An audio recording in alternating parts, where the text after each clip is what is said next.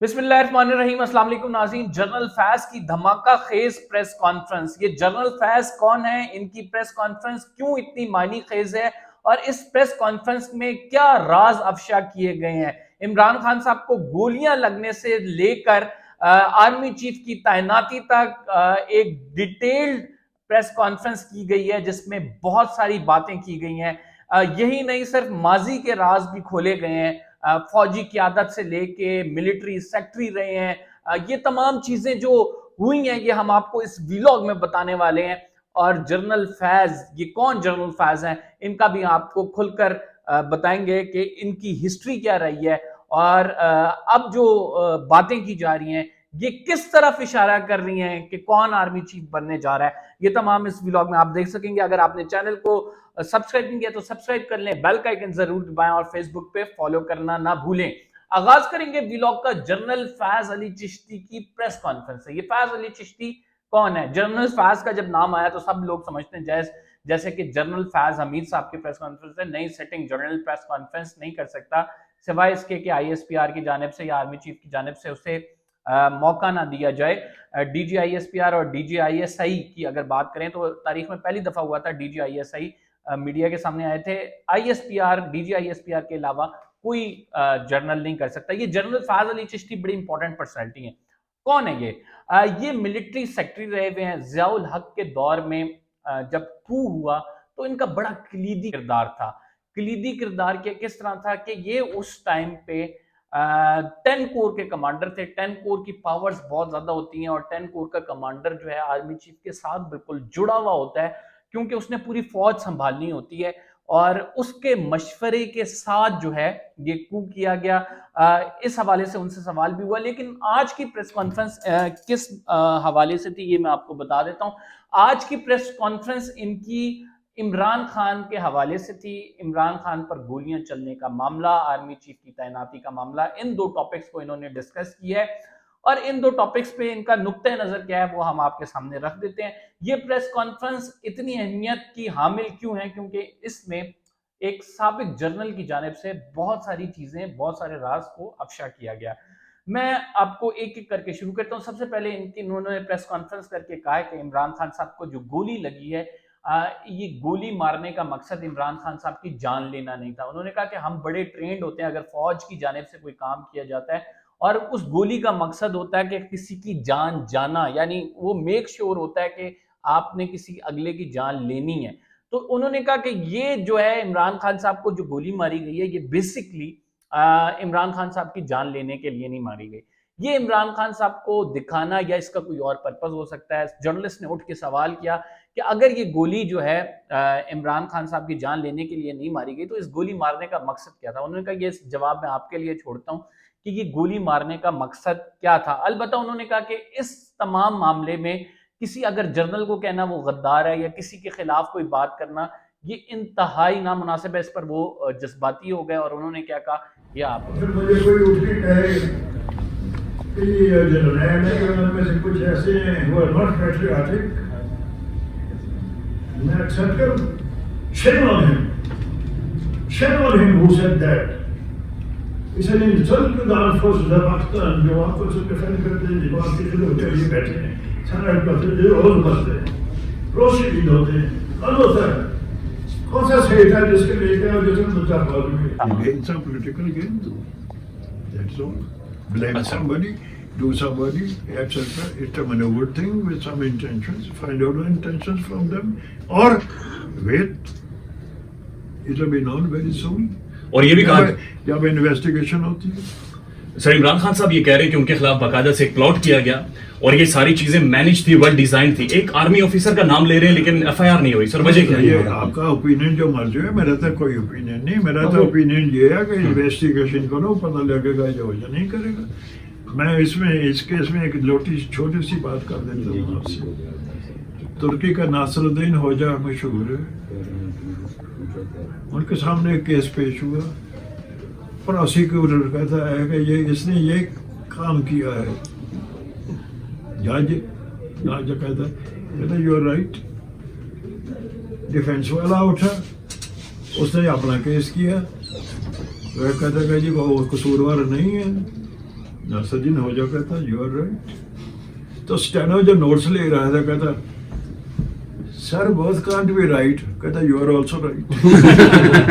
अच्छा जनरल साहब इब्राहिम मेहरबानी ये बताइए, let the investigation take place. Pakistan में सर आर्मी चीफ की अपॉइंटमेंट इतनी ज्यादा डिस्कस क्यों होती है? उसके बाद चले जो होता है, लेकिन डिस्कस क्यों, अपॉइंटमेंट क्यों डिस्कस हो रही है? सॉरी मैंने समझ नहीं आया, आर्मी चीफ की अपॉइंटमेंट डिस्कस क्यों हो रही है सर इतनी ज्यादा पाकिस्तानी पॉलिटिक्स में? कौन डिस्कस कर रहा है? हुकूमत डिस्कस कर रही है, अपोजिशन डिस्कस कर रही है, इमरान खान साहब, मीडिया सारे डिस्कस कर रहे हैं, व्हाई?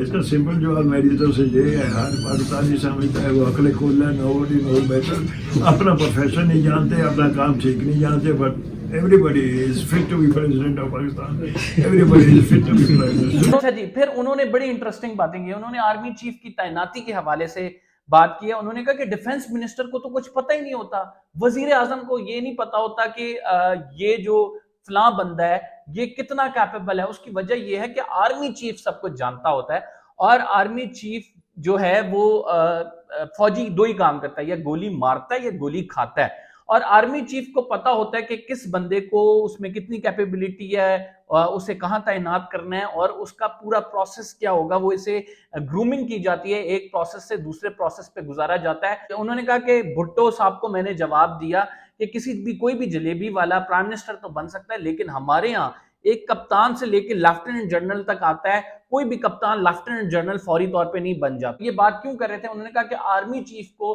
बेहतर तरीके से पता है कि कौन से नाम को जो है चीफ अगला लगना चाहिए, और आगे की डिफेंसिव स्ट्रेटेजी हमारी, एग्रेसिव स्ट्रेटेजी है, किसकी पर्सनैलिटी कैसी है।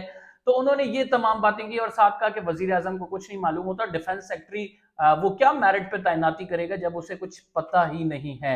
ये प्रेस कॉन्फ्रेंस अहमियत की हामिल इस वजह से है कि इन्होंने जो बहुत सारी बातें की हैं वो उनमें एक बात जो है इलेक्शन के हवाले से थी। इन्होंने कहा इलेक्शन अपने टाइम पे होंगे, 2023 जो है साल बताया जा रहा है इलेक्शन का, और 2023 में ये इलेक्शन होने जा रहे हैं।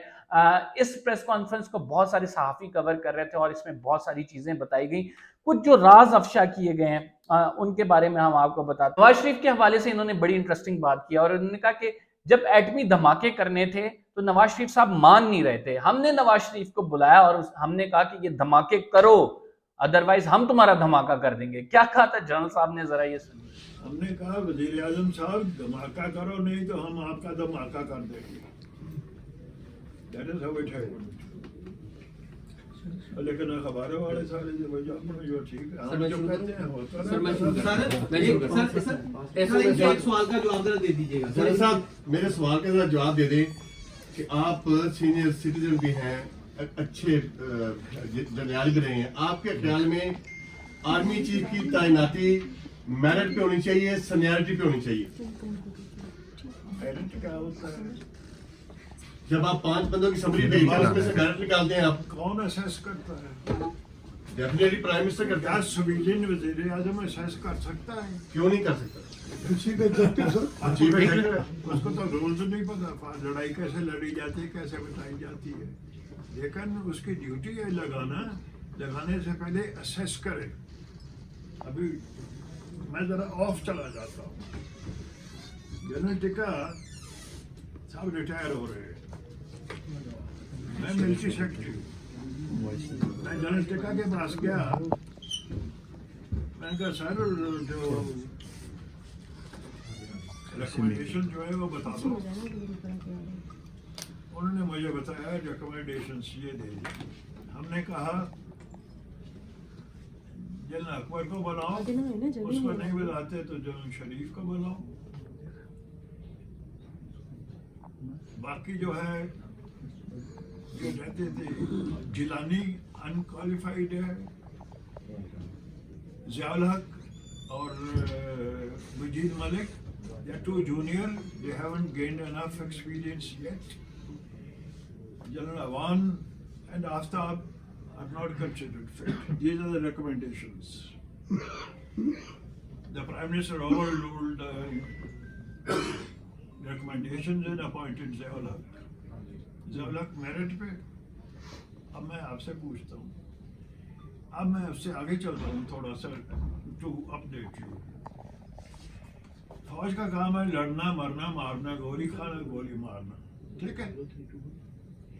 जिस फौजी ने सारी उम्र में गोली चलती ना देखी हो, खून निकलता ना देखा हो, आप उसको चीफ बनाएंगे?